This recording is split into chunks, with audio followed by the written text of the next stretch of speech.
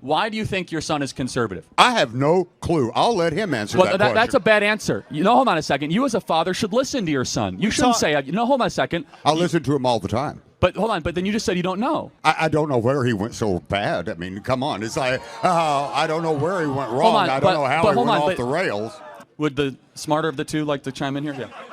Absolutely. So I used to be at one point on my father's side, and upon doing my own research and seeing things firsthand, I've switched sides, and I've seen like the liberal tears that he has, like the way that he's complaining, and it's like, don't antagonize. You have to honor your parents. Don't antagonize them. Okay. 100%. So and I do respect my father, and I love him. And you should honor him, and you should also love your son and see where he's coming from. But back to your point, though. We talk every day about politics to the point where it's divided us. And so for him to say that he does not know where I stand is So let wrong. me ask you, why do you think your father is a liberal? Let me ask you. Okay, this is why I know he's a liberal.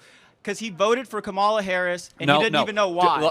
Do you think that maybe he wants to believe government will do good? Maybe that's... Of course. Okay, is that a good answer? Yes, sir. Now, maybe your son is going more conservative because he thinks government hasn't done a lot of good. Is that maybe a fair, charitable interpretation? That makes relative sense. Okay, so now we're getting somewhere. So you guys have a generational divide. You look at government as being probably a force for good. He's grown up in a circumstance where he's seen government declare wars and do a lot of nonsense like the Iraq War. He's not in his head.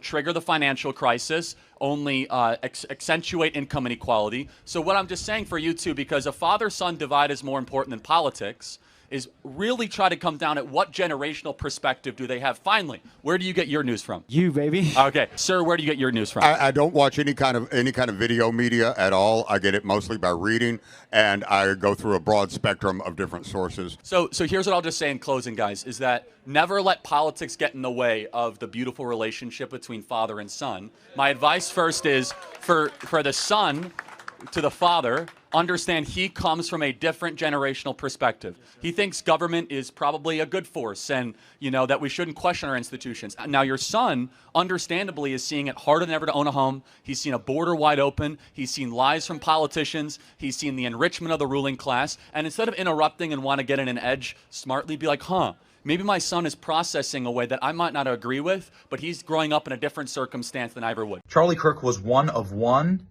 a generational talent. You can't have or get another one. Charlie was Charlie. It's frustrating at times because the guy just has more gifts than any man I've ever met.